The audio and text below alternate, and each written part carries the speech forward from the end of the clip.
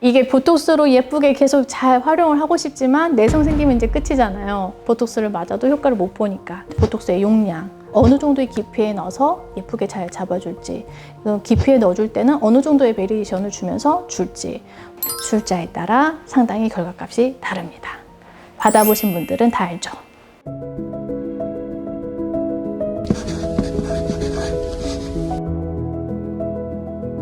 안녕하세요. 피부의 한 끗 차이 조은진 원장입니다. 반갑습니다.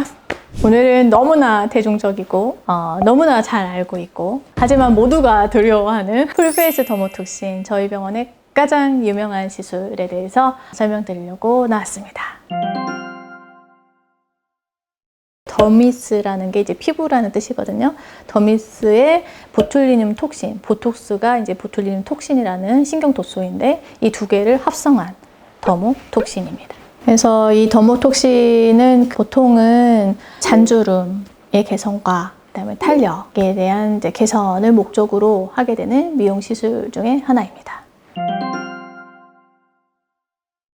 네, 보통 이제 일반 보톡스라고 하면은 치료적 개념과 미용적 개념을 다 이제 포함하는 뜻이잖아요. 대개의 경우는 근육층의 깊이, 많은 양을 주사하게 되는 게 일반적인 보톡스라면, 이제 더모톡신의 경우에는 양도 상당히 적게 들어가고 희석량도 많으면서 주입하는 깊이 자체도 얕게 들어가는 좀 약간 다른 시술이라고 생각하시면 돼요. 더모톡신으로 미리미리 좀 관리했으면 좋겠고 효과도 제대로 잘 볼 수 있는 것이 이제 미간주름. 한번 생기면 사실은 이제 치료에는 많은 비용이 들고 효과가 떨어지기 때문에 미리미리 예방하는 게 최선이고, 그리고 딱 2포인트나 3포인트면 끝나기 때문에 그야말로 가성비 부위일 것 같습니다. 그리고 두 번째로는 여기 입꼬리, 꼬리 내림근이라는 게 있어요. 습관적으로 표정을 짓는 분이나 아니면 좀 유난히 발달되신 분들의 경우에는 여기가 이제 나중에 이렇게 처져요. 이 부분은 땅땅 두 번, 딱 2포인트만 딱 잡아주면은 좀 더 표정도 환해지고 습관적으로 짓게 되는 나쁜 버릇도 교정이 되면서 앞으로 생길 수 있는 마르노이드 주름도 어느 정도 예방이 되고, 그리고 세 번째로는 이 눈 앞머리에서 이 콧잔등으로 이어지는 이 토끼주름 사이에 이 세로주름들이 사실 나이가 들면서 보이는 주름들이거든요. 더모톡신 하실 때 같이 잡아주시게 되면 눈매도 여기가 환하게 열리는 앞트임 효과도 있으면서 앞에 이제 자글자글한 세로주름도 개선이 되기 때문에 제가 생각하는 가성비 부위 중에 하나입니다. 그리고 나머지 두 부위는 이제 전통의 눈가주름, 그 다음에 이 턱 라인 쪽에 보톡스, 턱 라인이 이렇게 리프트 되면서 라인이 예뻐지게 되는데, 그런 목적으로 리프팅 대신에 턱 라인 보톡스로 살짝 이렇게 잡아주는 거죠. 네. 이게 이제 노하우에 따라서 결과치가 상당히 달라질 수 있는 부분이라서 이 표정 해부학을 정확하게 이해를 하고 있어야 돼요. 세부적인 근육 한 가닥 한 가닥을. 두 번째로는 이제 그 사람이 갖고 있는 고유의 어떤 특성들, 그다음 피부의 두께, 근육이나 뭐 주름 이런 것들을 개개인적으로 다 세부적으로 파악을 해서 파악된 부분을 바탕으로 디자인이 들어가는 거예요. 보톡스 디자인이 들어갈 때 이제 고려해야 될 것은 보톡스의 용량, 어느 정도의 깊이에 넣어서 예쁘게 잘 잡아줄지, 깊이에 넣어줄 때는 어느 정도의 베리에이션을 주면서 줄지, 뭐 여러 가지 고민을 해서 이게 사람마다 개개인으로 맞춤으로 들어가는 시술이기 때문에 술자에 따라 상당히 결과값이 다릅니다. 받아보신 분들은 다 알죠. 막연하게 얘기하는 것보다 제가 예를 들어 설명을 해드려 볼게요. 오늘 이제 제가 시술을 방금 하고 온 분에 대한 얘기인데, 피부가 얇고 건조하신 편이라 잔주름이 있는 상태인데 이미 이제 직후에 강한 열을 가하는 고주파 리프팅을 받은 상태의 분이세요. 이제 보조적으로 좀 더 빠른 효과를 위해서 스킨 보톡스를 하는 상황이었고요.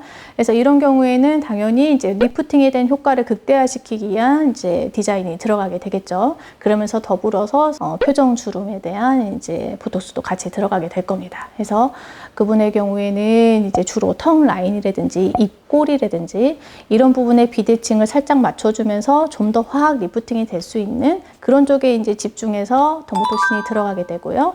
이제 기본적으로는 이마, 미간, 눈가, 콧잔 등 이런 식으로 이제 표정 주름에 대한 디자인이 들어갈 거예요. 용량은 정말로 조금만 들어가게 하면서 표피로 가볍게, 정말 에어톡신이라고 하죠. 가볍게 스치듯이 모공 사이사이에 이제 보톡스를 깔아주게 되면 근육에는 영향을 미치지 않으면서 이렇게 모공 부분이 수축되면서 좋아져 보이는 착시 효과가 생기게 되는데, 그런 효과를 위해서 이제 모공 톡신을 원하시는 분들도 있긴 한데, 모공 축소를 목적으로 모공 톡신을 했다. 그럼 당연히 모공에 대한 시술을 컴바인했을 때 가장 효과가 좋겠죠. 그래서 모공에 가장 좋은 시술 중에 하나는 이제 니들 RF라고 하는, 이제 저희 병원은 포텐자인데 바늘로 찔러서 고주파를 발생시키는 장비가 있어요. 그 장비는 확실히 애프터가 나와주는 장비죠. 아니면 전통의 프락셀을 이용해서 자극을 주고 피부를 갈아서 모공을 작게 수축시키는 이런 치료를 해볼 수도 있고요. 아니면 롱펄스 레이저를 이용해서 제네시스라고 하는 진피 재생술을 이용해 볼 수도 있어요.